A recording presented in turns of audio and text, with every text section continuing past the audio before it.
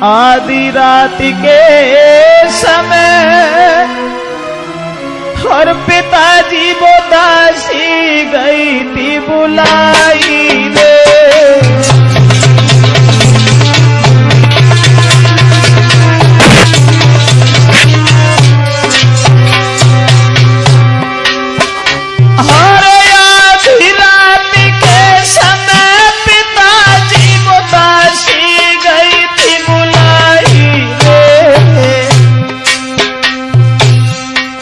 बकी जब मेरी मौसी ने तो आए धर्म बचाई रे।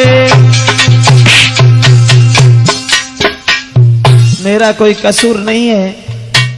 आधी रात के समय दासी हमें धोखा देकर के आंगन में बुला के ले गई, मगर मेरी मौसी ने जब मुझसे कोफर बका तो मैं चुपचाप लौट करके चला आया। पिताजी चुपचाप लौट करके चला आया। विश्वास नहीं मालिक को पूछियो जाइए।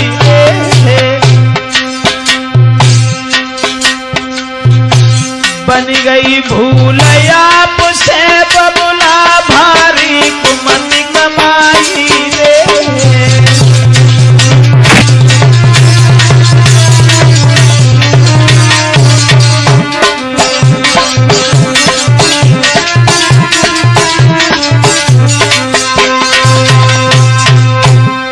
आधी रात के समय दासी जब हमें बुला करके ले गई, मगर माफ करना मेरा इसमें कोई कसूर नहीं था। कोई कसूर नहीं था। इसका मतलब है कि सारी कहानी झूठ बोल करके सच करने की कोशिश करने की आदत है तेरी। आज तक ऐसा नहीं हुआ, आज तक ऐसा नहीं हुआ जो तूने किया है। इसलिए जल्लादो, इस भरे समाज के सामने हम मौत दिखाने के लायक नहीं हैं। उठाओ इस कमीन को और ले जा करके इसे फांसी लगा दो। फांसी फांसी। चलो, हजूर का आदेश है, चलो। थोड़ी देर रुकने की कोशिश कीजिए भैया। हालांकि मैं कुछ बोलने के लायक नहीं हूं, मगर बोलो। पिताजी से एक निवेदन करना चाहता हूं। अगर तुम हमें फांसी लगाना चाहते हो तो हर जगह नहीं, केवल एक जगह। एक जगह? अरे कौन सी जगह? कौन सी जगह? पिताजी, अरे मोए फांसी घर लगवाओ तो मौसी के द्वार पे ही लगवाइयो।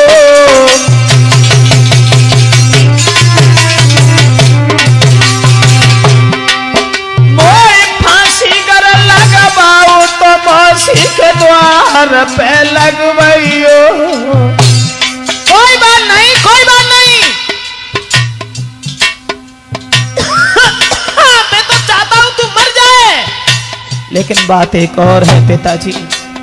मेरी बूढ़ी मैया अम्बा दे से बबुला नेख मिलइयो।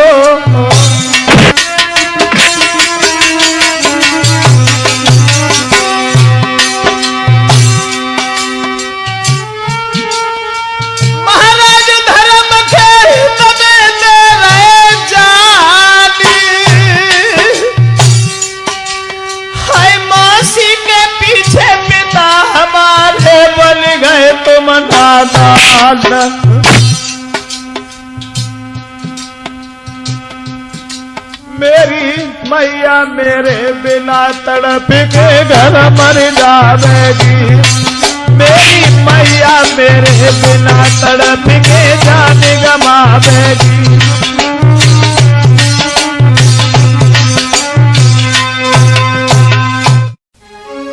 अरे लगता है कि ये पूरनमल की माँ है। हाँ महारानी जी, युवराज से आप मिलना चाहती हैं तो अंतिम क्षण मिल लीजिए।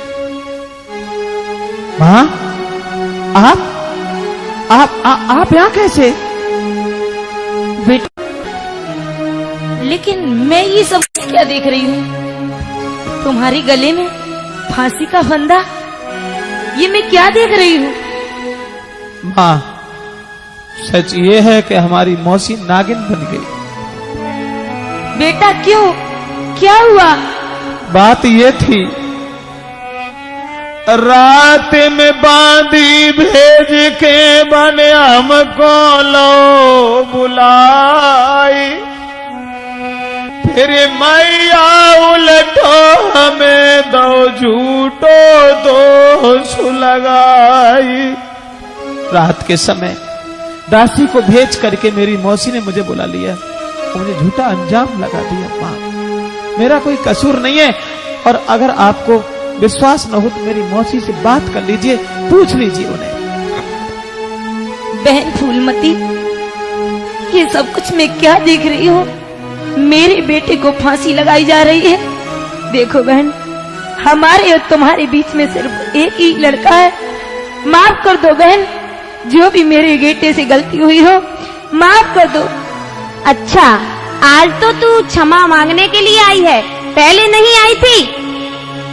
तू ये चाहती है कि तेरे बच्चे की मैं पत्नी बन जाऊं? कदापि नहीं बन सकती हूँ। ये सब कुछ क्या कह रही हो तुम, क्या कह रही हो बहन? मैं सही कह रही हूँ, सुन। कि सम्मुख बैठी सोती क्यों,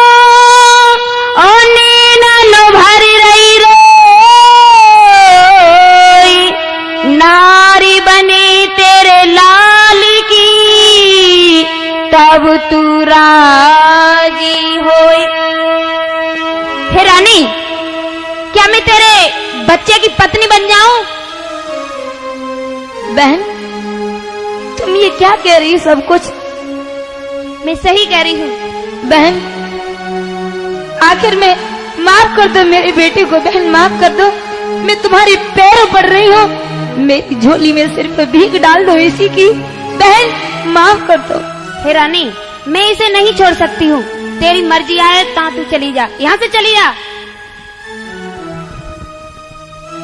महाराज, मेरे बेटे से ऐसी कौन सी गलती बन गई कि उसे इतनी बड़ी सजा? महाराज, मैं आपके पैरों पड़ रही हूँ महाराज। इसका मतलब है कि अब तुम हमारे सामने अब तुम आ गई। महाराज, मैं झोली पसार करके इसके प्राणों की भीख मांग रही हूँ। महाराज माफ कर दो मेरे बेटे को, माफ कर दो महाराज। कि अरे इकलौता प्राणन प्यारो,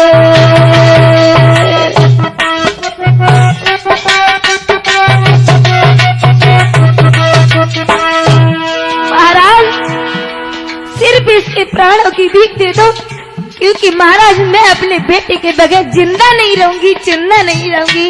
अरे मर तो जाओगी, मर जाओ। जब मुझे पुत्र से मतलब नहीं है तो हमें पत्नी से भी कुछ लेना कुछ लेना देना नहीं। महाराज, अरे नहीं दूजो कुमरनी आरो,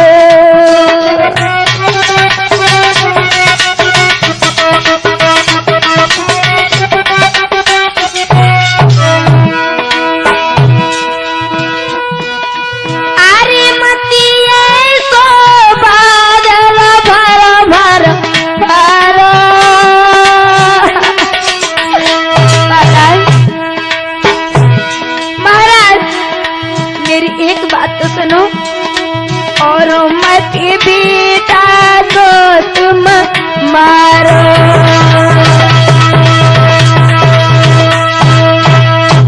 इसका मतलब हम समझ गए।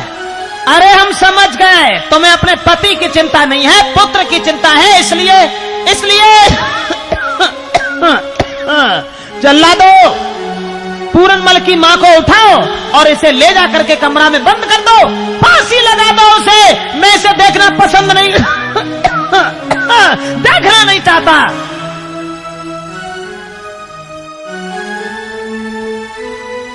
भैया भैया, युवराज कितना मना किया, लेकिन तुमने एक नहीं मानी। उसका परिणाम आप तुम्हारी आंखों के सामने है।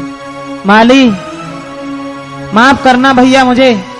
नहीं भैया, मरने से पहले कम से कम ये तो सोचा होता कि हम कैसे जिएंगे। माफ करना, मेरी भूल थी जो हमने तुम्हारी बात नहीं मानी। लेकिन हमारे जीवन का आखिरी समय है भैया, जिसके माता पिता ही दुश्मन बन जाए उसका दूसरा कोई सहारा नहीं होता। मेरी माँ का कोई कसूर नहीं है, तुम हमारी माँ की ओर देखना। नहीं भैया, ऐसे मत बोलो। मेरी माँ की ओर देखना। जो भी तुम्हारी आज्ञा है उसका पालन करना तो जिंदगी भर हमें है, लेकिन मरते दम कम से कम अब क्षण मात्र हम बात भी नहीं कर सकते। कहाँ चले गए जल्लाद?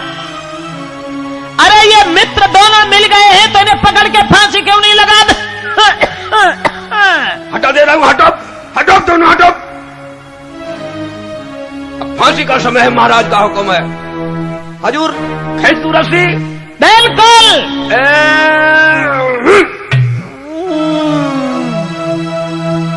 हजूर ये मर गया, अब क्या आदेश है? अरे कोई आदेश नहीं है। आदेश हमारी रानी तो कर सकती है, लेकिन हम केवल इतना कह रहे हैं कि इसकी लाश को उठाइए और ले जाकर के झील में फेंक दीजिए। कांटा निकल गया। उठो भाई, दोनों करेंगे। चलो भाई, फेंकना है फिर दरिया में।